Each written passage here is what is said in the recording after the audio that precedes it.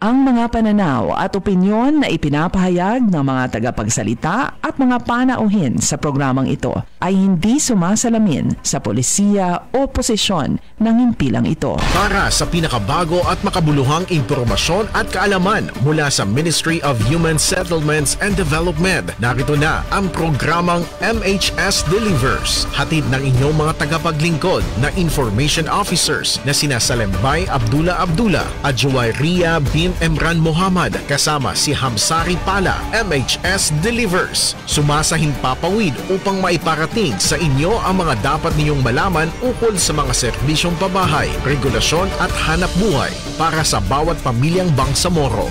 MHS Delivers sa pamumuno ni Minister Attorney Hamid Aminuddin Bibara at sa liderato ni BARM Chief Minister Abdul Rauf A. Makakuwa. MHS Delivers. MHS Delivers. A'udhu billahi minash shaitanir rajim. Bismillahirrahmanirrahim.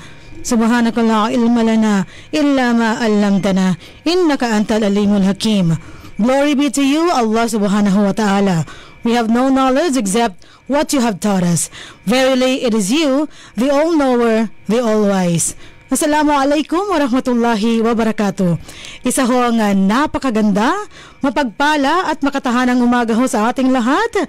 And welcome once again sa ating programang MHS Delivers. Ito ho ang programa sa radyo na hatid sa inyo ng Ministry of Human Settlements and Development o MHSD, ang tinaguriang housing arm ng Bangsamoro Autonomous Region in Muslim Mindanao o ng BARM. Ngayon ho ay araw na naman ng Huwebes. At tuwing ganitong araw, tayo ho ay nagkakasama-sama sa Himpapawid para sa ating isang oras na programa. At ngayong araw na ito ay ika-4 sa buwan ng Setyembre taong 2025 sa ating Gregorian calendar at ika-12 sa buwan ng Rabiul Awwal 1447 sa ating Hijri calendar. Mahalaga pong malaman natin ang dates pareho sa ating Gregorian at sa ating Hijri calendar. At ito na ho ang ating 236th episode ng ating programang MHS Delivers. Alhamdulillah, Masya Allah, at ganito na ho karami ang ating naging episodyo ng ating programang walang hinihiling at walang purpose, wala hong objective kung hindi ang maiparating sa inyo ang pinakabagong kaganapan, ang lahat ng updates mula ho sa Ministry of Human Settlements and Development. Maging yan man po ay patungkol sa mga programa, mga proyekto at mga aktibidades na isinasagawa ng Ministry for the benefit of every Bangsamoro family dito ho sa ating rehiyon. At syempre, tayo ho ay live pa rin na pakikinggan sa DXMS Radio Bida 882 kHz sa inyong mga pihitan at live din ho tayo sa Facebook sa Ministry of Human Settlements and Development BARM. Yan ang official page ng Ministry, ang housing arm ng BARM, at kayo ho ay aming inimbitahan na kami ho ay samahan na sa pamamagitan ng pag-follow, pag-like at pag-share sa ating Facebook page. At ngayong araw na ito, napakasaya ng inyong lingkod dahil kapiling natin ang ating mga kabalay rito para ho samahan tayo at tulungan tayo may bahagi sa inyo ang mga impormasyong dapat niyong malaman. Mula sa ating kanan, nariyan ang ating kabalay na si Ria. Nababati na sa inyo. Good morning, Ria. Assalamualaikum. Waalaikumsalam warahmatullahi ta'ala wabarakatuh. At isang magandang makatahanang umaga po sa ating lahat, sa mga tagapakinig sa radyo at nanonood ng live stream. Ako po ang inyong lingkod Bangsamoro, Juwayriya bin Emran Muhammad. Ayan. Ang pagbati, napakasayang pagbati mula sa ating kabalay na si Ria, na hindi ko inaasahan, katabi ko pala kanina. Akala ko estudyante lamang ang aking katabi. Paglingon niya para kunin ang bayad nung katabi ko, napagtantunin na katabi rin pala niya. Okay. So from kabalay ni Ria, tayo naman ho ay dadako sa kabilang bakod, no? Sa kabilang dako. Sa ating kaliwa, nariyan ang ating kabalay na si Hamsi para ho bumati na sa inyo. Kabalay na Hamsi, Assalamualaikum, good morning. Waalaikumsalam warahmatullahi ta'ala wabarakatuh, Ma'am Salit. Kabalay na Riat, makatahanang umaga sa lahat ng ating mga kabalay na patuloy pa rin tumatangkilik sa ating programang MHS Delivers. At welcome po sa aming panibagong episodyo naming programa kung saan isang oras na naman po tayong magsasama-sama para sa mga makabuluhang talakayan at mga bagong kaganapan ng aming ministeryo. At ako po ang inyong lingkod bang Samoram Saripala. At yan naman ang pagbati mula sa ating kabalay na si Hamsi. Masaya rin habang may mga tinatago-tago dyan na mga pagkabuhayan package para ho sa kanyang pagpapalakas sa kanyang sarili para ibahagi sa inyo ang mga impormasyon na kalap ng ating pangkat para ho sa linggong ito.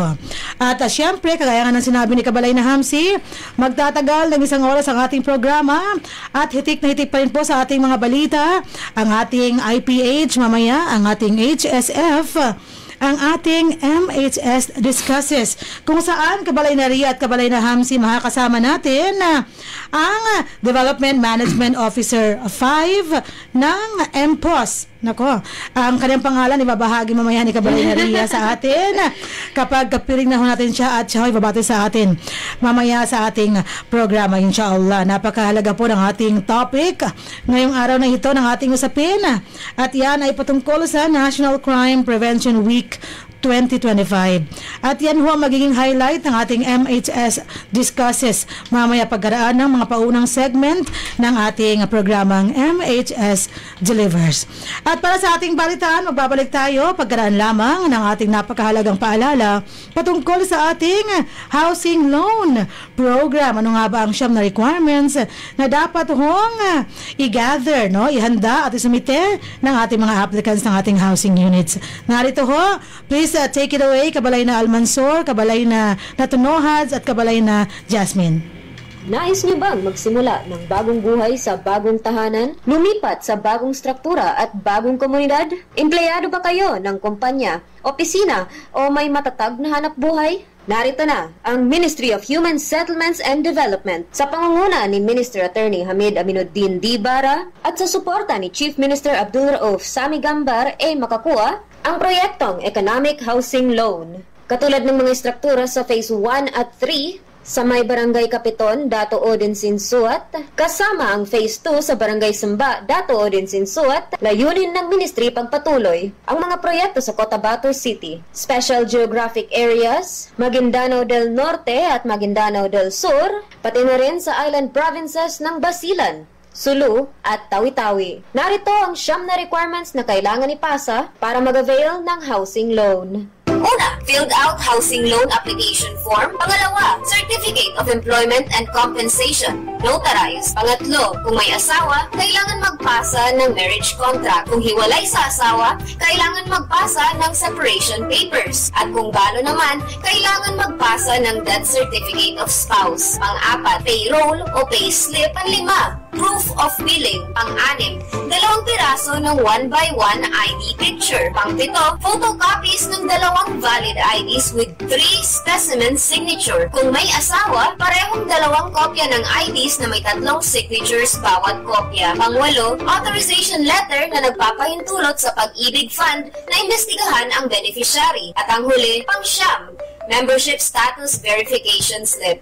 Para sa pagpasa ng mga requirements o para sa mga karagdagang impormasyon, maaari kayo mag-chat sa Ministry of Human Settlements and Development, BARM Facebook page o makipag-ugnayan sa opisina ng Ministry of Human Settlements and Development sa MHSD Regional Office, Bangsamoro Government Center, Rosary Heights 7, Cotabato City.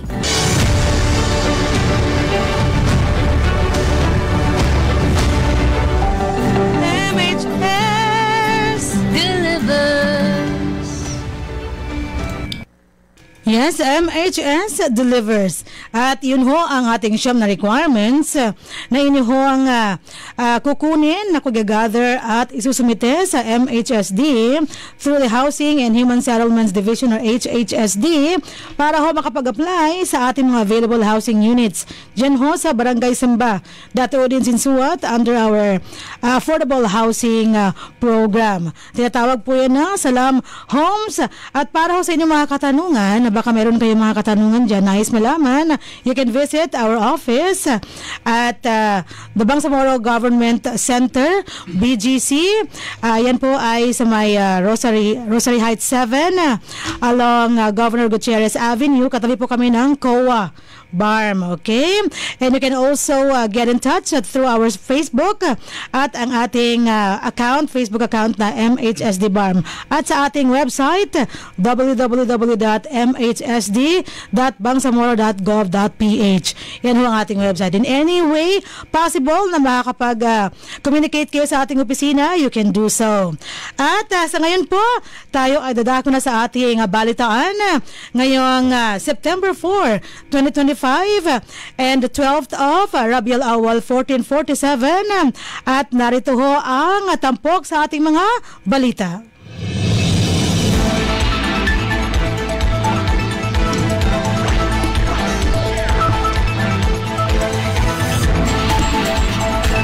Ang ating headlines ngayong araw: MHSD pumirma ng mga kontrata para sa pag-i-establisa ng 400 pabahay at training center sa Bangsamoro. Mga LGUs ng Sulu tinulungan ng MHSD sa pagpino ng kanilang mother plans. At ikatlo at huli sa ating mga headlines, MHSD pinaunlad ang kapasidad ng mga LGU ng Sulu at Tawi-Tawi ukol sa QGIS mapping. Para sa detalye ng ating unang balita, MHSD pumirma ng mga kontrata para sa pag-i-establisa ng 400 pabahay at training center sa Bangsamoro. Narito si Kabalay na Ria.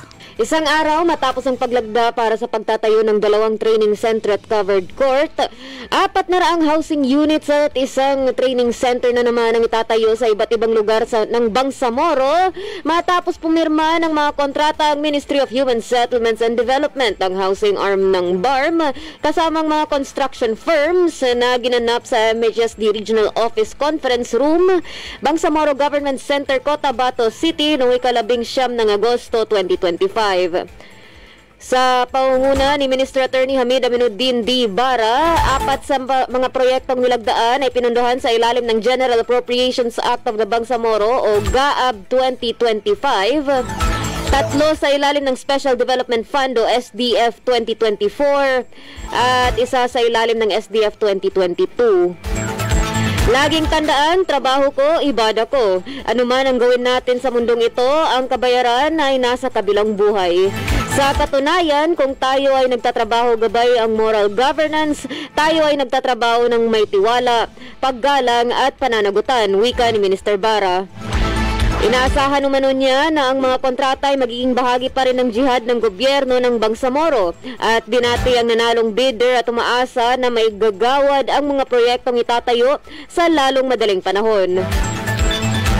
200 pabahay ang itatayo sa ilalim ng GAAB 2025. 50 ang itatayo sa Barangay Udalo, Piagapo, Lanao del Sur. 50 sa Barangay Sironggon, Muhammad Ajul, Basilan. 50 sa Barangay Kayaga, Pandag, Maguindanao del Sur o MDS. At 50 rin sa Barangay Katuli, Sultan Kudarat, Maguindanao del Norte o MDN. 200 pang mga pabahay ang napondohan sa ilalim ng SDF 2024. 100 dito ay tatayo sa Barangay Pikag, Sharif Saidona Mustafa, MDS. 50 sa Barangay Patot, Pahamuddin Special Geographic Area o SGA. At ang natitirang 50 sa Barangay Kabkaban, Sumisip, Basilan. Ang huling 2 lokasyon ay magkakaroon din ng solar-powered water system level 2 at entrance archways. Sa ilalim ng SDF 2022, isang Provincial Youth Training and Development Center ang itatayo sa Barangay Sanggal, Lamitan City, Basilan.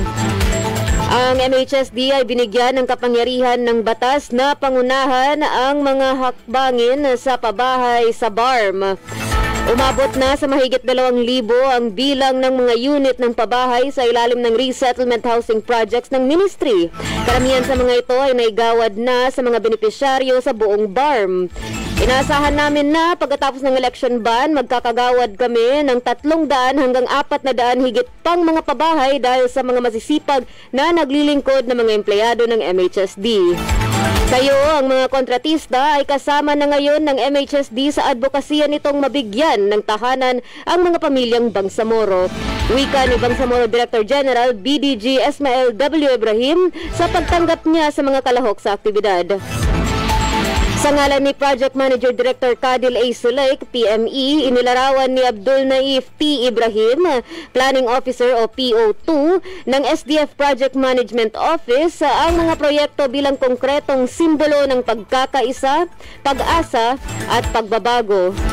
Nais kong ipahayag ang aming buong suporta at pangako na makikipagtulungan upang matiyak na ang mga proyektong ito ay may sasakatuparan ng may katapatan, transparency, wastong pamamahala at epektibong pagpapatupad upang maramdaman ng ating mga komunidad ang kanilang pinakamahusay na mga benepisyo. Wika ni P.O. Ibrahim. Ibinahagi naman ni Nasiruddin D. Dunding, Chairperson ng Bangsamoro Youth Commission o BYC, na magsisilbing benepisyaryo ng training center sa Basilan, ang kanyang pasasalamat sa MHSD sa pagpapatupad ng proyekto. Umaasa kami na ang mga proyektong ito na ating itinatayo ay makakarating sa kung saan nila nilalayon ang Bangsamoro at ang kabataan. At bilang policy-making body, ipagpapatuloy namin ang aming pagsisikap na magkakaroon pa ng mas maraming youth training centers mula sa mga ahensyang nagbibigay ng mas maraming pagkakataon para sa mga kabataan na makinabang. Wika ni BYC Chairperson Dunding. Sa kanyang pangwakas na pananalita, tinukoy ni Salem C. Dimuna, Director 2 for Operations and Management Service, ang pagtupad sa mga kontrata bilang accomplishment ng MHSD at bilang extension ng BARM para sa sariling pagpapasya. Sumaksi rin sa contract signing si Chief of Staff Ajib Diodin D. Bara, MHSD SGA Provincial Office sa pangunguna ni Director Hamza A. Salik, Engineer Zainuddin A. Buisan, Chief ng Planning and Design Division, mga kinatawan mula sa mga pangunahing dibisyon at section ng MHSD, at mga tagapasid mula sa Commission on Audit o COA BARM. Para sa kapayapang pamumuhay at maunlad na pamahay, ako po ang inyong lingkod Bangsamoro Juwayria bint Emran Muhammad. Maraming salamat, Kabalay Naria, sa detalye ng ating unang balita. Samantala, mga LGUs ng Sulu tinulungan ang MHSD sa pagpino ng kanilang CLUP at ZO. Sa taus-puso nitong pagsisikap na mabigyang kapangyarihan ang mga local government units o LGUs ng Sulu sa pagbalangkas at pag-update ng kanilang Comprehensive Land Use Plans o CLUPs at Zoning Ordinances o ZO.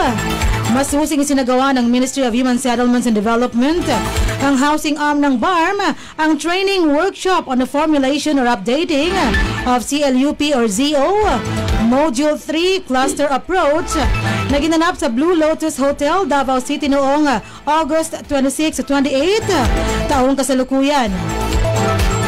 Ang mga kalahok ay binubuo ng mga representante mula sa LGU ng Holo, Talipaw, Patikul, Panamaw, Luok at Parang. Kabilang din ang mga opisyales mula sa Provincial Planning and Development Office o PPDO na lahat nabigyan ng MHSD ng teknikal na tulong sa tamang pagkumpleto ng kanilang sectoral data at kinakailangang mga mapa. Nagsilbi mga resource speakers ng mga mahahalagang topiko, sina Attorney Janiza Macapantar, Chief ng Environment, Land Use and Urban Development Division o ILUD, Engineer Muslima Abusama, Housing and Homesite Regulation Officer o HHRO4 ng MHSD Maguindanao del Sur, Ali Macadaag, HHRO4, Arturo Racaza, Project Development Officer 3 at JS Specialist, at Marjan Sabinoden, Project Development Assistant. Tinalakay nila ang mga hakbang at proseso sa paggawa ng CLUP at ZO. Lahat ng mga mapang kailangang maihanda at mga tamang paggawa ng mga ito. Mga sectoral data tungkol sa social, health, economic at infrastructure. Kabilang ang tamang pag-intindi at pagkumpleto ng mga table sa bawat sektor. Sa kanyang pambungad na mensahe, binigyang diin ni Attorney Nazira Hassan ang kahalagahan ng pagkakaroon ng plano na ayon sa kanya, ang kawalan nito ay maaaring mauwi sa pagkabigo sa mga nais may sa katuparan. Hindi ito isang simpleng training session lamang. Bagkus isa itong madugong pagpaplano at hinihikayat ko ang bawat isa na maging pagpasalamat na kabahagi kayo ng napakahalagang gawain na ito para sa kapakanan ng inyong mga komunidad. Wika pa ni Provincial Director Hassan. Samantala, nagbigay inspirasyon naman sa kanyang mensahe si Director Suharto Wahab, ENP ng Technical and Regulatory Service o TRS, kung saan kanyang binigyang diin na ang tagumpay ng pagpaplano ay nakasalalay sa mga LGUs. Hindi kami ang eksperto at gagawa ng plano rito kundi kayo mismo. Kayo ang may kakayahang gumawa ng inyong mga plano dahil kayo ang nakakaalam ng inyong mga munisipyo. Gumagabay lamang kami, wika pa ni Director Wahab.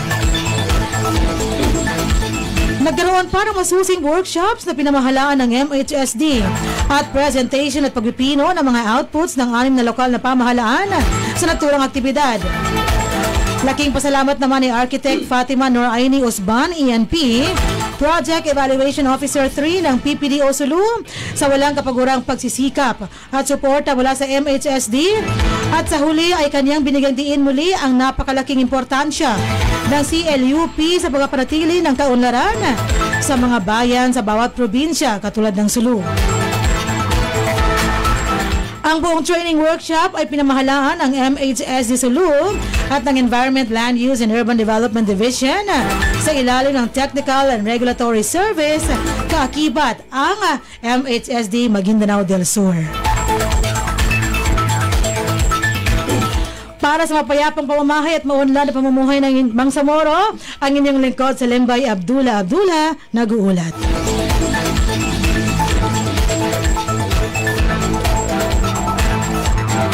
At para naman sa detalye ng ating ikatlo at huling balita ngayong araw, MHSD pinaunlad ang kapasidad ng mga LGU ng Sulu at Tawi-Tawi ukol sa QGIS mapping. Narito si Kabalay na Hamsi. Sa pagsisikap nitong bigyan kapasidad ang local government units or LGU sa spatial data management at land use planning, matagumpay na naisagawa ng Environment, Land Use and Urban Development Division or ILUD ng Ministry of Human Settlements and Development or MHSD, ang housing arm ng BARM, ang training workshop on Quantum Geographic Information System or QGIS mapping na ginanap sa Lanang Suites Hotel, Davao City noong ika-18 hanggat ika-20 ng taong or ng Agosto taong kasalukuyan. Malugod na tinanggap ni Suharto S. Waab, ENP, REA, Reb Director 2 for Technical and Regulatory Service ang mga kalook at binigyang din niya ang kahalagahan ng spatial data sa paggabay sa matalino at napapanatiling mga desisyon sa pag-unlad ng antas ng LGUs. Samantala, itinakda ni Marjan P. Samenoden, Project Development Assistant, ang tono para sa mga technical na sesyon sa kanyang pagpapakilala ng mga kalahok sa pangunahing kaalaman sa QGIS, tulad ng mga tampok at kakayahan nito bilang isang open source ng platform ng QGIS. Tinalakay naman ni Arturo Biracaza, Project Development Officer 3 at GIS Specialist, ang mga terminolohiya ng QGIS at pamamahala ng data na nakatuon sa kung paano maayos ng mabuti ang mga spatial na dataset para sa pagpaplano at paggawa ng desisyon. Ibinahagi rin niya ang kanyang kadalubasan sa pagsali ng non-spatial data gamit ang mga vector layer, isang proseso na nauugnay sa tabular data sa mga spatial feature at sa paggamit ng geoprocessing tools kabilang ang mga clipping, merging, difference at intersection na mahalaga para sa spatial analysis at pag-customize ng mapa. Pagkatapos, ipinakilala naman ni Liamir M. Sakal, Administrative Assistant 6, ang interface ng QGIS na ginabayan ang mga kalahok sa components at function nito upang matulungan silang epektibong ipamaneo ang software. Tinalakay din niya ang georeferencing na nagpapakita ng mga estratehiya para sa pag-align ng mga mapa sa parehong mayroon at walang mga coordinates. Samantala, tinalakay ni Premier Osingson AA5 ang digitization na sumasaklaw sa paglikha ng mga punto, linya at polygon ng QGIS at sa Google Earth, isang pangunahing kasanayan para sa pagbuo ng mga spatial layer mula sa simula. Sinundan ito ni Adan B. Abdullah AA6 sa pagtalakay ng disenyo ng layout ng mapa na nagtuturo sa mga kalahok kung paano lumikha ng malinaw na professional na cartographic outputs.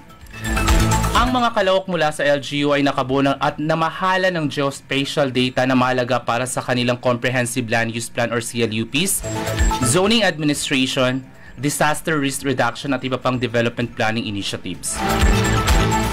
Pagkatapos ng workshop, ipinakita ng mga kalahok ang kanilang mga natutunan sa pamamagitan ng mga aktwal na demonstrasyon at pagtatanghal ng kanilang mga mapa na nagpapakita ng kanilang pinabuting mga kapasidad batay sa mga ibinahaging lektura. Sa kanyang pangwakas na mensahe, pinuri ni Atty. Janiza M. Macapantar, ENP LUD Chief, ang mga kalahok para sa kanilang aktibong pakikipag-ugnayan at muling pinagtibay ang suporta ng ministry para sa pagpapatuloy ng mga inisyatiba sa pagpaplano o paglalago ng technical na kapasidad. Para sa mapayapang pamamahit maunlad na pamumuhay ng Bangsamoro ni Lingkod, Amsari Pala nagbabalita.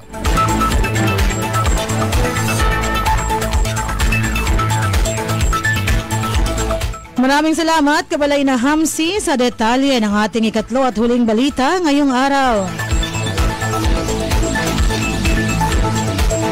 At yan ho ang bumubuo sa ating mga balita sa ating 236th episode ng ating programang MHS Delivers. Again, ngayon ho ay ika-4 sa buwan ng Setyembre taong 2025 at ika-12 sa buwan ng Rabiul Awwal 1447. At sana ay marami kayong nakuha ang mabubuting impormasyon na inyo ang magagamit sa inyong pang-araw-araw na pamumuhay mula sa Ministry of Human Settlements and Development. Kung kayo ay mayroon pa ang karagdagang mga katanungan at klarifikasyon, maaari kayong bumisita sa aming opisina at magkipag-ugnayan in whatever way possible sa MHSD through our social media platforms at maaari rin kayong tumawag sa aming opisina.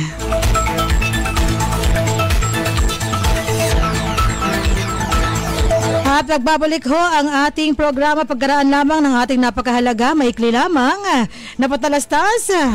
At yan ho ay patungkol sa ating resettlement housing program sa MHSD.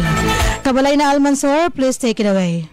Mga biktima ng hidwaan, kalupitan, kalamidad, mga internally displaced persons o IDPs, mujahideen at kanilang pamilya, at indigenous people, sila ang mga benepisyaryo ng resettlement housing projects na libreng makakabenepisyo mula sa Ministry of Human Settlements and Development sa ilalim ng Bangsamoro Appropriations Act 2021. Tututukan ng MHSD ang mga pangangailangan sa pabahay ng mga nangangailangan pero walang kaya. Sa ilalim ng pamumuno ni Minister Attorney Hamid Aminuddin Bara at sa suporta ni Chief Minister Abdul Rauf Sami Gambar A. Makakua, narito ang Ministry of Human Settlements and Development para punan ang pangangailangan para sa mga bagong tahanan, para sa mga nawalan. Para sa mga karagdagang impormasyon, maaari kayong mag-chat sa Ministry of Human Settlements and Development BARM Facebook page o makipag-ugnayan sa Ministry of Human Settlements and Development sa MHSD Regional Office, Bangsamoro Government Center, Cotabato City. Okay, nagbabalik ang ating programa at yan naman po ang ating paalala patungkol sa ating resettlement housing programs kung saan ito po ay ating isinasa katuparan sa lahat ng probinsya ng Bangsamoro Autonomous Region ng Muslim Mindanao mula sa mainland na binubuo ng Maguindanao del Sur, Maguindanao del Norte, Lanao del Sur at Special Geographic Area. Hanggang sa ating island provinces na binubuo ng Basilan, Sulu at Tawi-Tawi. Ayan, mahigit 5,000 pabahay na ho ang ating ini-establish sa lahat ng mga probinsyang ito, and some of them have been awarded sa ating mga rightful beneficiaries across the BARM or the Bangsamoro. Ayan. At syempre, ngayong araw na ito, kabalay na Ria at kabalay na Hamsi, bago tayo dadako sa ating IPH, no? At ang ating HSF, na isa rin ho sa mga segment, kabilang po sa mga segments ng ating programa, atin munang pakinggan ang pagbati mula sa ating guest speaker para sa ating napakahalagang topic, at siya ho ay ipakikilala ng ating kabalay na si Ria. Sino nga ba siya, kabalay na Ri? Ang ating guest speaker ngayong araw na ito ay nagbabalik mula sa Ministry of Public Order and Safety. Dati narinig natin siya para pag-usapan ang topic ng ensuring peaceful 2023 local elections in the BARM. Ngayon marinig natin siya para pag-usapan ang National Crime Prevention Week 2025. Ang Chief ng Law Enforcement Coordination Division. Siya po ay Development Management Officer 5. Walang iba kundi si Sir Benhar A. Ayub. Assalamualaikum warahmatullahi ta'ala wabarakatuh, sir. Yes, assalamualaikum warahmatullahi wabarakatuh. Isang magandang tanghali sa ating mga taga-subaybay ng programang MHS Delivers. Yes. Maraming salamat ulit sa pag-i-invite sa akin dito. Ayan. Sir, maraming salamat din po, no, kabalay na Ria, sa inyong pagtanggap at say yes sa aming imbitasyon para sa ating episode ngayong araw, sir. Hindi ito po kumpleto kung wala kayo ng ating episode ngayong araw. At syempre, pansin ko rin, tatlo tayo naka-gray. Yes. Gray kasi yung uniforme. Oo, tama. Di ba, sir? Sumusunod tayo sa... Yung isa, nasa baba ang kanyang gray. Baka gusto niya lang dumihan niyang white t-shirt niya, the white shirt niya. Para maging gray.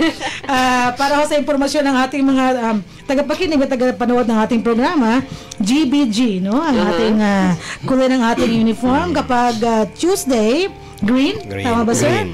Wednesday ay brown. And then Thursday ay gray. Mashallah. At bukas, sir, nakabatik siguro si Sir bukas. Inshallah. Tayo, Ria, maghanap tayo ng abaya. Inshallah. Okay? So, sir, how are we going to call you? Sir Benhar? Sir Ben. Sir Ben. Sir Ben, babalikan namin kayo, sir, sa ating MHS Discusses para ho masusing matalakay natin itong ating napakahalagang topic, which is the National Crime Prevention Week 2025. Yes. At yan ho'y pagkaraan ng ating mga IPH at HSF. Ang ating IPH, uumpisahan na ni Kabalay na Ria. Ano nga ba ang baong trivia ng ating Kabalay ngayong episode na ito? Kabalay na Ria. Assalamualaikum warahmatullahi ta'ala wabarakatuh. At medyo timely po ang ating IPH ngayon dahil kakaparticipate lang ni Ate Sally ng orientation nito kahapon patungkol sa ating CMAX o ang tinatawag na Community Monitoring and Actionable Concerns Tracking System. That's right. Ito ay inilunsad ng Opisina ng Chief Minister upang tuparin ang pangako nitong ilapit ang gobyerno ng Bangsamoro sa mga mamamayan nito. So, isa siyang digital platform and mobile application na inilunsad noong Abril 2022. So, halos tatlong taon na siyang in operation. Pwede niyo po i-download yung app sa ating App Store. I-search lang po ang ating CMAX. That's right. At isa po siyang community feedback mechanism para sa mga citizens na pwede silang mag-report ng concerns, suggest ng improvements at mag-provide ng feedback sa government projects o services na ang layon na mas palakasin ang ating transparency at maging mas responsive ang ating gobyerno. So, in partnership po ito sa Bangsamoro Development Agency at kung nais ninyong tingnan itong application na ito, pwede niyo po i-download ang app sa inyong App Store. So, Tisal, kayo, Tisal, may gusto kayong idagdag base sa orientation ninyo kahapon? Yes, okay. Kabalay na Ria, yung CMAX na ito ay binuo ng ating Cabinet, Office of the Cabinet Secretary in assistance to of course, our Chief Minister na malaman yung tatlo yan Tatlo yun, RMS, RMS ba? Reklamo. Oh. And then mungkahi at suhestyon. Oh. Hindi lang reklamo ha. Okay. Kung kayo ho ay may napansin na mga proyekto o mga government employees, no, under the BARM na inyong hinangaan dahil maganda ang kanyang pagkikitungo, maganda ang kanyang pagserbisyo, at yung mga proyektong maganda ang pagkasakatuparan, maaari niyong ipaalam sa Bangsamoro government through this CMX. Joyria Bintemran Muhammad, 5 stars. At example lang. Oo. At saka ito ay binuo para ho, instead of reporting all this doon sa national office, sa BARM government muna. Para sa BARM government muna magkaroon ng solusyon or feedback response itong ating mga RMS na ito, yung reklamo, mungkahi at suhestyon para sa pagkabuti pa siya dun sa ng ating programs. 888 Yes. na kwan. Higher level na yung 8888. Okay? Na pang national na yun. Okay. So itong mga ating mga RMS na ito ay ibabahagi natin through the CMX sa ating Bangsamoro government.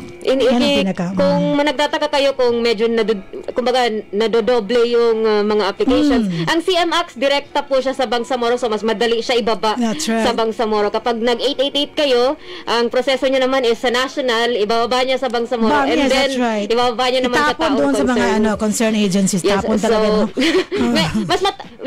Parehong proseso, mas matagal nga lang kapag sa 888 kayo dadaan kumpara sa kapag sa CMX kayo darataan kapag BARM yung nais ninyong bigyan ng RMS. Tama yan, yes. So more on gusto lang ng CMX na mas mabilis na pagproseso ng RMS natin. Correct. Pero gumagana pa rin ng 888, pwede nyo pa rin gamitin ang channels na iyon kung nais ninyo. Pero kung within the BARM jurisdiction, we encourage na sa CMX kayo magpadala ng inyong RMS. Okay? Thank you, Kabalay na Ria. Yes, at yun po ang ating segmentong IPH, Impormasyong Pambahay at Hanap Buhay. Mashallah.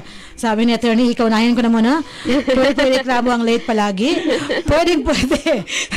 Attorney dear, lahat ng ating mga observations na makapagpapabuti. Ang aim natin is for improvement. Diba? For improvement and hindi ba para makasira o makapagbababa ng ating kapwa o ng ating mga opisyales sa Bangsamoro. Okay? So sige, from our IPH, Kabalay na rin, salamat. Tayo ho dadako na sa ating HSF. Ano naman ang baong tips ng ating kabalay na si Hamsi for our health and safety. Kabalay na Hamsi? Yes, Ma'am Sally, at para sa ating segmentong Health and Safety First, Best Health is our greatest wealth. Ngayong araw po ating pag-uusapan ng World Suicide Prevention Month. Bakit ganyan? Yes, Ma'am Sally. Okay. Ngayong buwan po ng Setyembre, pinagdiriwang natin ang World Suicide Prevention Month. At layunin nito, nabigyang kamalayan ang lahat tungkol sa kahalaga ng mental health. That's right. At ang pagpigil sa mga kaso ng pagpapakamatay at sa pamamagitan ng malasakit, pakikinig at pagbibigay suporta, maaari tayong maging daan upang makaligtas ng buhay ng ibang tao. Sa Pilipinas at sa buong mundo, patuloy na tumataas ang mga kaso ng suicide, lalo na sa mga kabataan. Kahit mahalaga bigyan din ang mental health at bigyan kasing halaga ng physical health ito at pagbibigay ng tamang impormasyon, pag-unawa at suporta nga sa ibang tao. Kaya napaka-importante po, Ma'am Sally, na alagaan natin ang ating mga kalusugang pangkaisipan, katulad ng pag-aalaga natin sa physical nating mga katawan, maging bukas sa pakikipag-usap at pakikinig sa nang walang pang-host or compassionate communication. Tama yan, tama. Yes, Ma'am Sally. At palaganapin ang mga impormasyon at serbisyo tungkol sa mental health at ipahayag ang malasakit ng simpleng kahit kamusta ka lamang is malaking impact na po yun sa isang tao na nakakaranas ng isang depression. Correct. Okay naman ako. Kaya napaka-importante po na kamustahin po natin yung mga katabi natin, katrabaho, kapamilya, dahil napakalaking impact na po yun para sa kanila. Totoo yan. At sama-sama natin ipaalala ngayong buwan na ang bawat buhay ay mahalaga. Sa malasakit, pakikinig at pagkakaisa, makakabuo tayo ng mas ligtas at mas maunawing lipunan. At yan po ang ating maikling segment on Health and Safety First, Best Health is our greatest wealth. Ako po nilingkod Bangsamoro Sari Pala. Ayan. Masya Allah, alhamdulillah, napakahalaga ho ng ating HSF ngayong araw na ito. Alam natin Kabalay na Ria at Kabalay na Hamsi ang mga nangyayari sa ating lipunan. Sa ngayon marami tayong mga news na nababasa sa ating news feed about suicide. At dahil po yan sa hindi masyado mabuting mental health, kalagayan ng ating pag-iisip at ang ating damdamin minsan na nauuwi sa depression. At napakalungkot lang po Ma'am Sally na most of the suicide incidents po yung nangyayari sa mga kabataan. Tama yan. Katulad nung estudyante, di ba? Kaya mahalaga talaga itong ating bunganga, ingatan natin. Dahil ang mga lumalabas rito minsan, yan ho ang nagbibigay sakit sa damdamin ng bawat isa. Be very careful, be tactful, at be compassionate. Alamin natin na yung may nararamdaman, may pinagdadaanan ang bawat isa ho sa atin. At para hindi na makadagdag, sa problema ng bawat isa, dapat maging mas mabait tayo sa ating kapwa. Salim Bay Abdullah? Okay. So, sige. Okay naman ako. Kamustahin ko rin kayo, once in a while. So, sige. Tayo ho, dadako na sa ating Kabalay na Hamsi. Thank you so much. Ngayon po ay atin ng pag-uusapan ang ating napakahalagang topic sa ating MHS Discusses. Mga kabalay, atin nang umpisahan itong ating discussion ng ating National Crime Prevention Week 2025. Kapiling natin ngayon pa rin ang ating guest speaker, si Sir Ben from MPOS, Ministry of Public Order and Safety. Sir Ben, kamusta po ngayon ang MPOS? Well, alhamdulillah, busy yung ating mga kasamahan sa Ministry of Public Order and Safety sa pagtupad sa mga tungkulin na nagkaatang sa kanilang mga balikat. Actually, pag-alis ko nga sa office kanina, parang wala masyadong tao doon sa, lalong-lalo na sa operation. Mga tao lang doon ay yung mga in charge sa admin and finance, kasi yung mga nasa operation, lahat sila nasa iba't ibang dako ng Bangsamoro Autonomous Region, and ginagawa yung kanilang mga programs, projects, and activities para lang matiyak o mapalakas ang kaligtasan at kaayusan sa Bangsamoro Autonomous Region. Kaligtasan at kaayusan. Yes. Salamat sir, alhamdulillah, wala pa kayong biyahe ngayon. At nakapiling namin kayo sa ating episode ngayon. Actually, sa division ko ngayon, ako lang ang tao sa office. Lahat sila nasa biyahe. Ayan. So, wag na muna ha. Okay. Para makumpleto natin yung ating mga detalye na kailangan mula kay Sir Ben para ito sa ating National Crime Prevention. Dahil, if we observe, Kabalay na Ria, sa ating newsfeed din, sa ating social media accounts, whenever we look at it, ang daming kriminalidad na nangyayari sa ating lipunan. May inambush na naman kanina sa may bahagi ng Dato Angal Midtimbang. Jubillah, tinamo nga naman Kagabi lang sir, doon naman sa amin, sa may makagilin sa gang. May binaril din. Ito mga pangyayaring ito, parang may kinalaman dito itong pinag-uusapan natin, Kabalay na Ria, Ano nga ba itong, sir? National Crime Prevention Week, paano nagkaroon ng ganito? Yes. Bakit mayroong ganito? Yes. Actually, itong National Crime Prevention Week ay nagsimula noong August 31, 1994. So basically ngayon, this is already the 31st National Crime Prevention Week. 31st na pala. Yes. Okay. Nagsimula ito nung nag-issue si dating Pangulong Fidel Valdez Ramos ng Proclamation number 461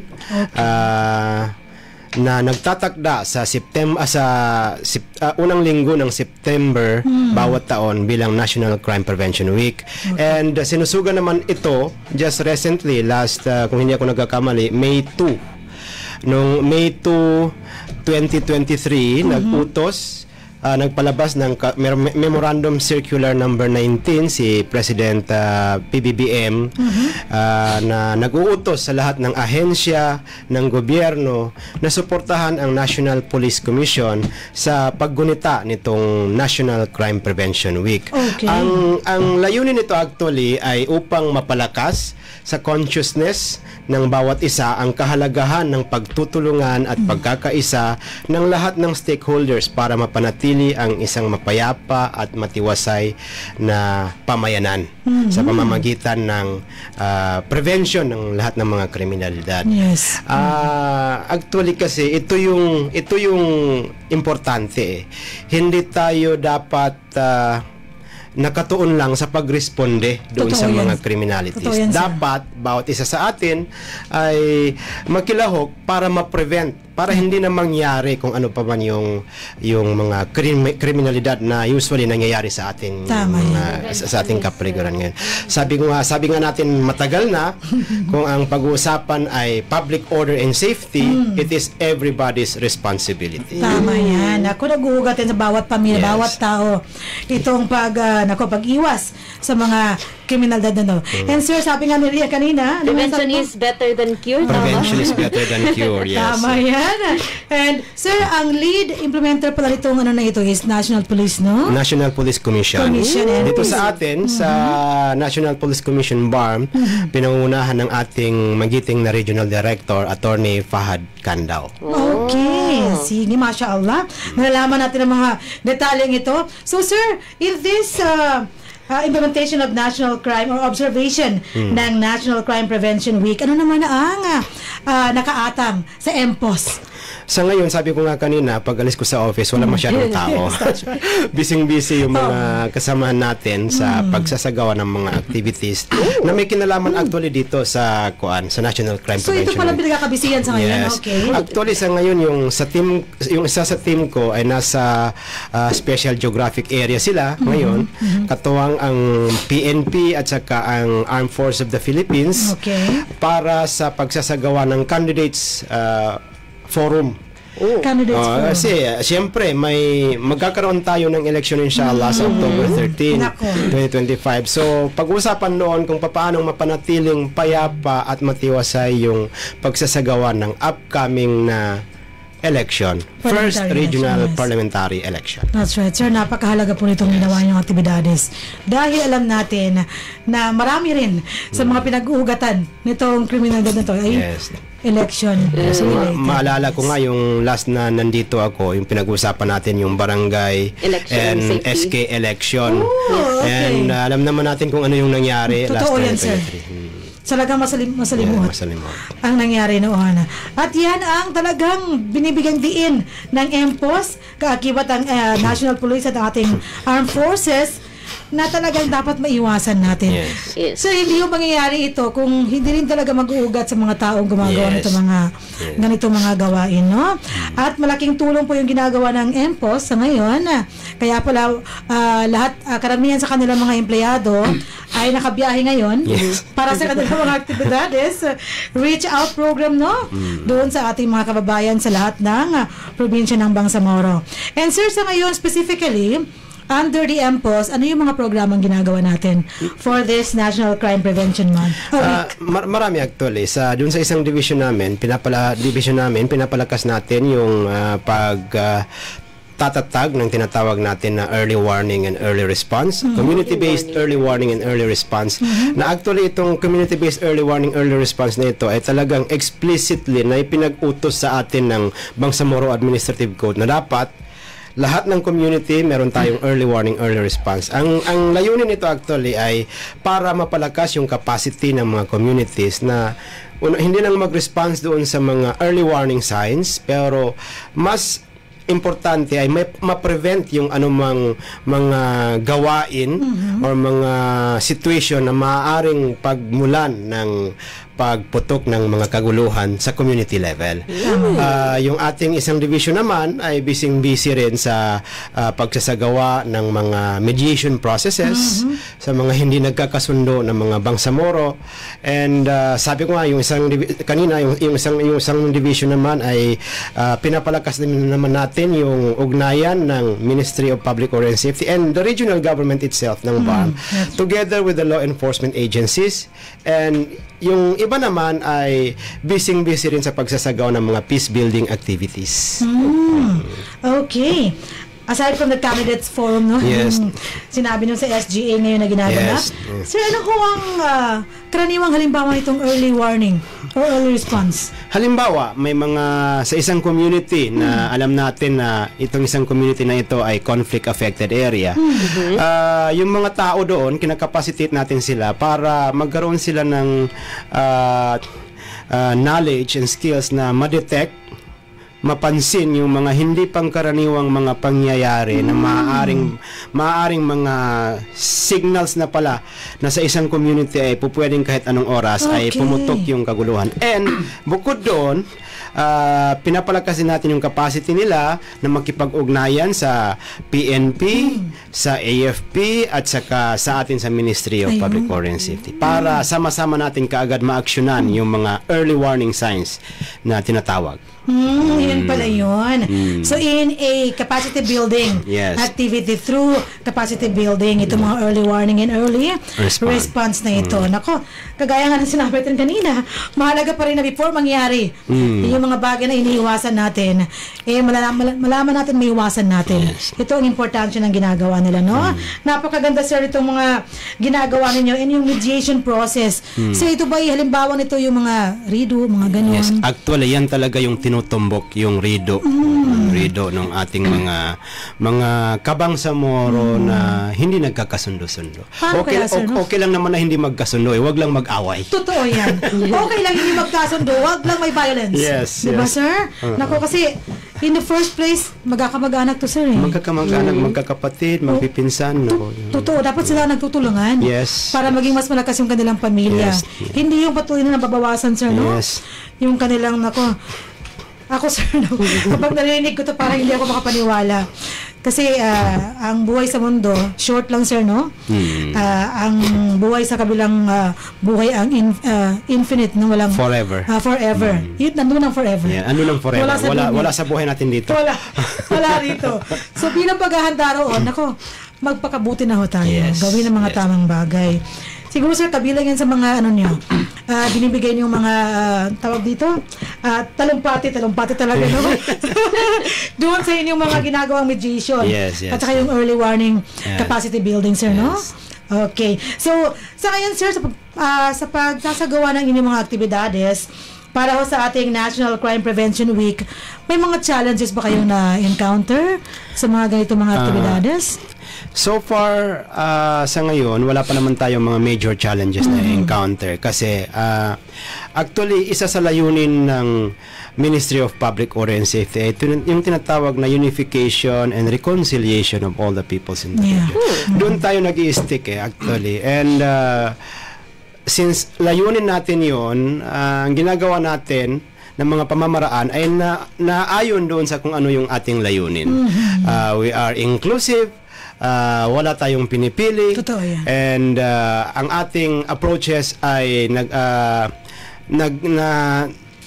kumbaga ang ating approaches ay naayon sa kung ano yung ating layunin sa ating pagpapatupad ng ating mga programa. Tinitiyak natin na lahat ay kasali at walang hindi pagkakasundo-sundo na nangyayari. So far, so good naman, wala pa naman tayo may major challenges. Bukod na lang siguro sa resources.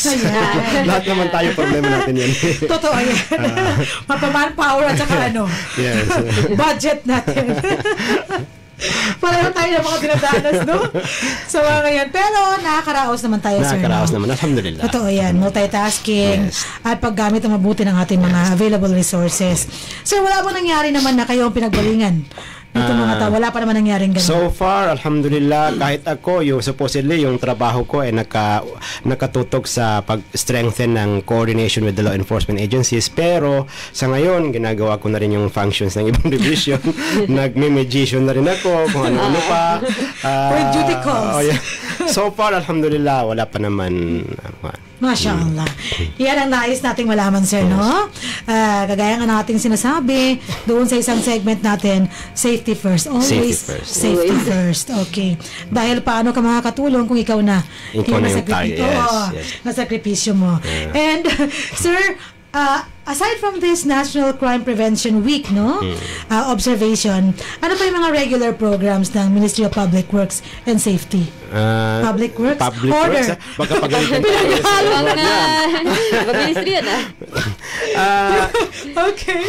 Sa ngayon, yung ginagawa ng Ministry of Public Order and Safety ay naayon nun sa kanyang mga powers and functions na nakalahad sa Bangsamoro Administrative Code. Okay. Yung unang-una, yung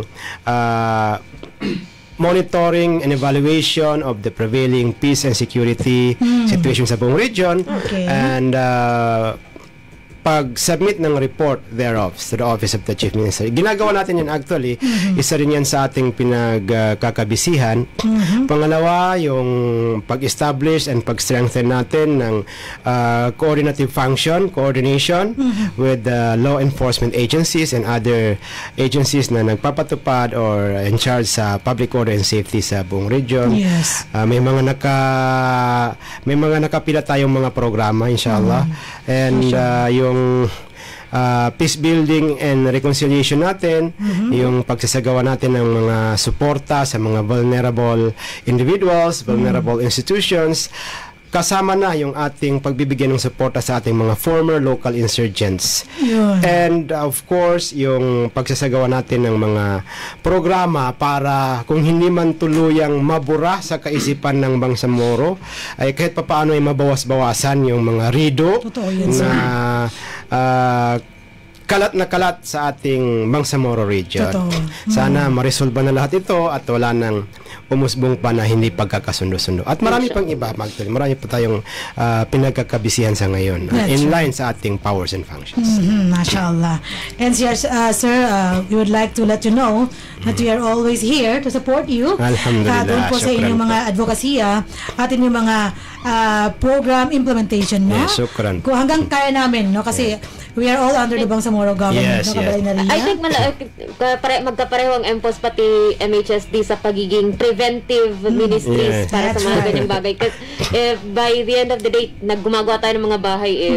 We build, pero hindi lang bahay na physical na structure. We build communities. We build communities. We build communities. Sa mga gustong ipalaganap nila minister is peaceful. Kumbaga Darussalam talaga na villages, communities. So maganda siguro magkaroon ng mga ganong klaseng mga activities na sir sa ating mga resettlement projects. Sa ating mga HOA. Dagdag siya sa mga pwede nating ibahagi sa ating mga kasi lalo na galing sila sa iba't ibang panig ng isang location. Bagong mga mukha sila sa isa't isa.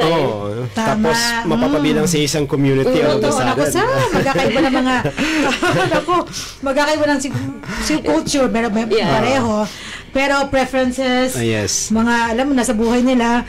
Isa po yun sa mga ginagawa nila sa training ng HOAS is kumbaga, anong gawin kapag may conflict? Ano ang steps para sa conflict resolution? So, kung madagdag yung prevention talaga ng actual crimes, I think magandang step yun. So, Ate Shahara Pendalida, Community Support Section Head natin, baka gusto nyong mag-coordinate sa MPOS para mapatuloy pa ang ating pagbibigay ng capacity sa ating mga members at officers ng ating HOA, yung Homeowners Association. Yes, mashallah.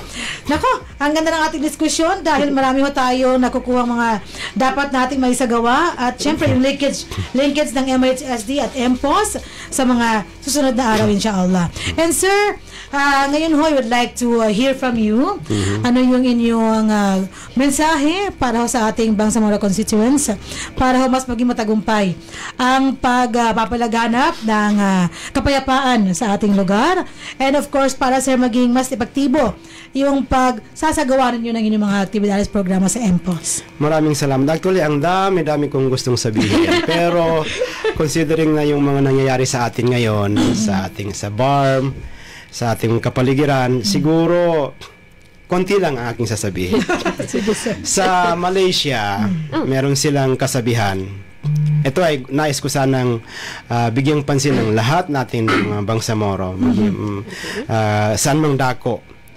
Merong kasabihan sa Malaysia, ang sabi nila, "Bersatu kita teguh, bercerai kita roboh." Ang English nun is, "United we stand, divided we fall." So parang gusto kong natahin yan. United we stand. Yung graduation song namin ng elementary. Divided we fall. Sa wikang Magindanaon, siya tigin sa kanu kapag isa-isa, nasamba makasungo, so kapanguntawal, no sakita no magingad. Siya sa kanu kabalagparak, na nambay kadya pa nakadadyang no Bangsamoro. Sana na ilagyan natin ito sa ating puso at isipan. Yun lamang po. Wabillahi taufiq wal hidayah. Wassalamualaikum warahmatullahi wabarakatuh. Waalaikumsalam warahmatullahi wabarakatuh. Very well said. MashaAllah, alhamdulillah. Thank you so much, sir, for sharing all this significant and very worthwhile, no, na mga information, details, kaalaman mula ho sa inyo from the Ministry of Public Order and Safety. Nako, yung sinabi ni sir, napaka-applicable sa mga nangyayari sa ngayon sa ating rehiyon at sa ating buong bansa. Sa ating buong bansa ho ng Pilipinas. United we stand, divided we fall. Yung mga maliliit na bagay, huwag masyadong bigyan ng palakihin na magiging mitsa ng ating kapayapaan, ng ating pagkakasundo, ng ating pagmamahalan sa bawat isa ho sa ating rehiyon. At saka sir, di ba nga sir, sabi nila, naku, nakapagpara pa sir, kinakausap ko pa rin Kabalay na Ria, yung sinasabi natin na iwas-iwasan yung pagmamataas, pagmamalaki, hindi ka na masabihan, hindi ka na dahil ikaw ay ganito, ikaw ay ganyan. Dahil yan ho'y maaaring maging dahilan na hindi tayo makasurga. Merong ang ato mo sa ating damdamin, pagmamalaki. At dapat ho, yung word na compassion, lagi ho natin pairalin yan. May habag sa bawat isa. Intindihin natin ang pinagdadaanan ng bawat isa at instead na ma-create pa ng additional problem or burden sa tao, tumulong na lang po tayo. Napakabait na lang tayo. At diba? Kung malala na yung problema, pwede nyo silang i-report sa CMA or sa 8888 or... Kung hindi na kaya. Kung hindi na kaya, nandyan po ang ating police, ang ating armed forces, at ang ating FOS, yes, of course. That's right. MashaAllah. Willing Thank naman you. kaming tumugon. willing ko sila. They're very responsive sa lahat ng ating concerns. MashaAllah, alhamdulillah. At yan ho ang maging highlights ng ating MHS Discusses ngayong 236th episode ng ating programang MHS Delivers. Thank you so much, Sir Benhar Ayub, Development Management Officer 5, ang Chief ng Law Enforcement Coordination Division ng Ministry of Public Order and Safety or MPOS. MashaAllah, alhamdulillah. And going back to the segment of our program, Kabalay na Ria, it's 12:09, nakatingin sa akin si Kabalay na Jeffrey, pero si Jeffrey naman ay compassionate, nakakaintindi. Sige, bago tayo dumako sa ating KKK portion ng ating programa, maaaring basahin natin na Kabalay na Ria, no? Mangyaring basahin natin ang comments sa ating Facebook Live. Ang ating unang comment sa ating Facebook Live ay galing kay Kuya Mars, na sabing pa-wash out po. Pa-shout out po. Yun ang actual na sabi niya. Hindi ako nagkamali doon. Na sinundan ni Kuya Hamsi. Sinundan natin Chief of Staff ng Sir Rajiv Diodin. Alhamdulillah, bitawfik mga kabalay watching from Regional Officer RO. Waalaikumsalam. And we have Samira Kuwait. Hala, follower anniversary na niya. 5 years na siyang follower. Si Sir Rajiv, 3 years na. Ang sabi ni Ate Sam, salam po watching from Regional Office. MashaAllah. Sige, kaway na natin. Sinundan agad ng ating procurement. Galing sa procurement na si Sir Alan Mindalano. Mashallah, watching from procurement section. And of course, ang ating adopted ICS, bantay ng ICS, HR section head, Sir Tyrone Khalil. Shout out mga kabalay from magaganda at gwapong manggagawa ng HRM section. Sarili puri. Parang naman ang lalaki ng siya lang ba ang lalaki ng HRM? Parang siya lang. Hindi, yung isang kabalay natin, yes. Okay, so, Sari, ikaw lang may karapatan magpasalita. Ako lang talaga ito. From the Chief of our Policy Development Coordination and Regulation Division, Abdul Hamin aka Gadi Alawi Jr. watching from a distance. Andito rin si... Parang kilala ni Sir Gadi. Yes. Andito rin si Ate Eka. Assalamualaikum mga kabalay. Basahin ko na rin ang sumunod ng mga chat niya. Ma'am Sally is back and Hamsi, of course. Parang afterthought lang, no? Ilang episode ba tayo na wala Hamsi? Marami-rami. Ubus ng boses ko sa dami. At sinundan natin Queen Mother of CLUP, Muslima Abu Sama, Engineer Muslima Abu Sama, na pumasa ng again, Mubarak Mabruk sa ating kabalay. Na ngayon ay ENP na. Yes po. ENP. Assalamualaikum mga kabalay watching from a distance. At naghihintay ito. Paano ko ito? Si Mos may utang yan sa akin. Sisi! Engineer Muslim Abu Sama, may utang ka pala kay Sir May Ben. naniningin, Mamos. Kailangan bayaran to. Kailangan ma-resolve itong conflict na ito. Yes. Ito, gusto ko basahin to, ha? Gara, kasi natatakot akong basahin. From my advisor sa high school sa Mahad Kutawatu Al-Islami. Masya Allah, niya rin mo naman sa mga matumpis. Yay. Galing po yung Estadza Anisa Taha. Masya Allah. And our previous intern sa ICS, Darren Chester Livot. Excited siya, nagka-caps lock lahat. Shoutout po mga kabalay from Ramon Magsaysay Memorial Colleges Marbel Incorporated and your former OJT student po. Miss you, MHSD Barm family. We miss you too, Darren. Ingat Yes, ka ginagamit palagi. ko pa rin yung baso mo. Nagregalo siya ng mga baso sa atin lahat. Ito, yung mag Hanggang ngayon, natin. ginagamit pa rin Ay, natin. cup natin, no? Napagkalaki-laki. Yes, so, at sinundan po ng ating supply head. Supply ba? Si Ma'am Supply and Property Section Head. na, SPS. hi mga ICS yan. Mga singer ng MHS, salam sa inyo and good noon. Nadamay ka? Gusto ko na sanang Sa maniwala singer? pero sinundan niya attorney. Sabi except Hamsi. Parang ang daming natalunan ko yung Hamsi ah. Andito si Sir Okasha Barang. Sabi ka, Assalamualaikum warahmatullahi wabarakatuh. Masya Allah, talaga It's nakabasa. not showing my end. Oh no, that is kumusta ang end ninyo? No? Okay, then sinundan siya ni Cindy Collections. Ang sabi, good morning, watching from Cotabato City. Masya Allah, thank you so And much. Mir Chiato, namumusta? Si Kuya Mir sa inyo, Kuya Hamsi. Okay naman tayo, Mir. Kumusta ka, Alhamdulillah, Mir? Ito ay kapatid nitong next. Ni Mir mismo. Congratulations sa Tiliana, ang ating top something. And the first bang sa Moro ang sign. First bang sa Moro na nakakuha ng Top notcher. kasama sa top 10, no? Yes, ng mashallah. mga kumuha ng ENP. Yo, Mashallah. Tiliana by M. Sakal Morales. Morales. Ikaw ba naman ang pressure ni Sir Suar? And, Kasabi niya rin is from a distance. Pangatlong from a distance na Kaya natin nga. ito sa chat natin. nauso. And my There you sister-in-law by Salama Mamison Uto, watching from Mafar, Dato Saudi, Ampatuan. Thank you so much. Go na, attorney. Sumbong mo sila. Yun po yung comment niya kanina na binasa niya. Tesali na pwede reklamo ang late palagi. Oo.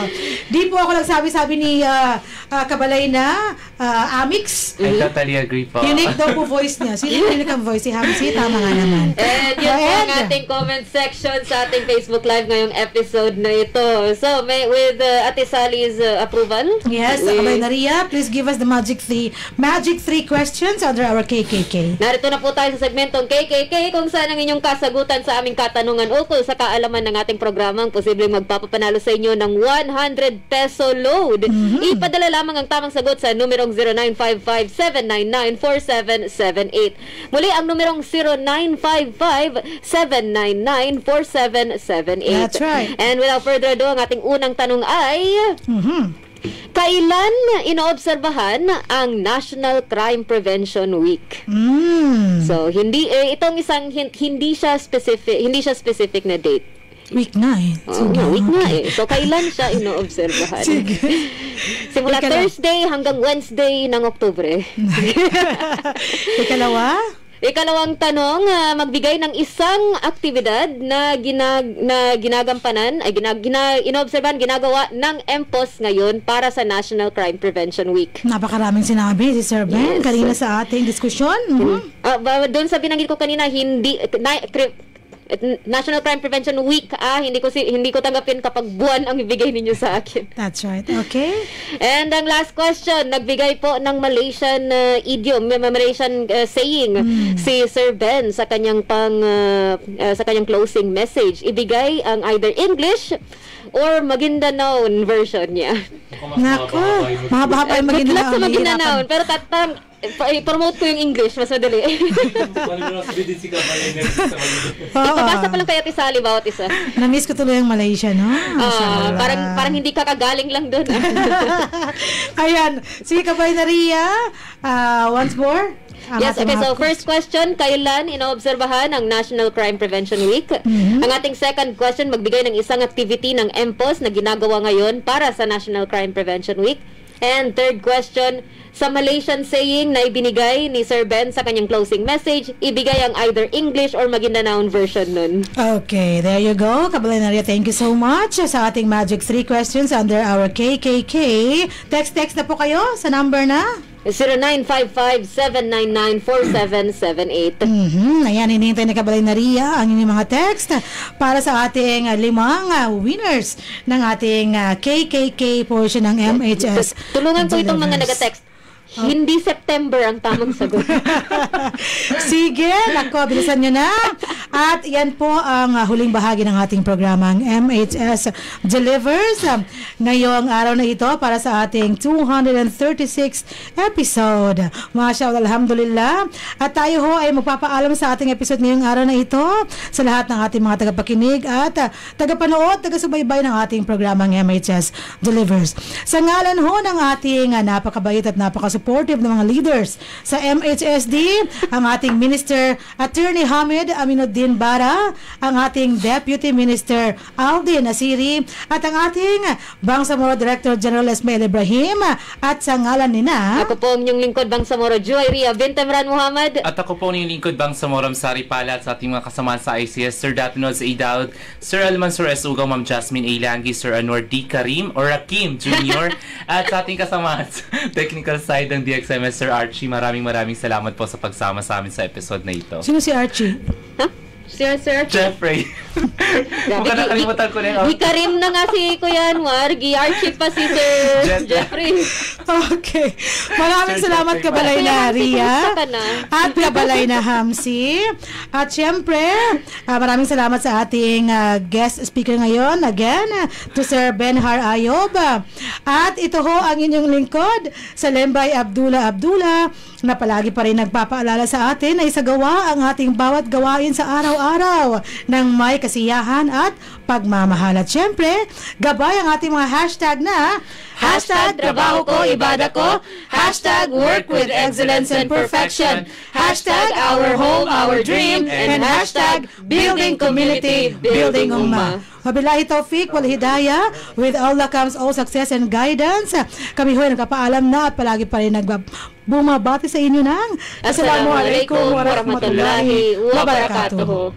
Sumainyo ang programang MHS Delivers mula sa inyong mga kabalay na tagapagbigay impormasyon ukol sa mga tulong at serbisyong teknikal, pabahay at hanap buhay para sa bawat pamilyang Bangsamoro. MHS Delivers sa pamumuno ni Minister Attorney Hamid Aminuddin D. Bara at sa liderato ni BARM Chief Minister Abdul Rauf A. Makakuwa. MHS Delivers.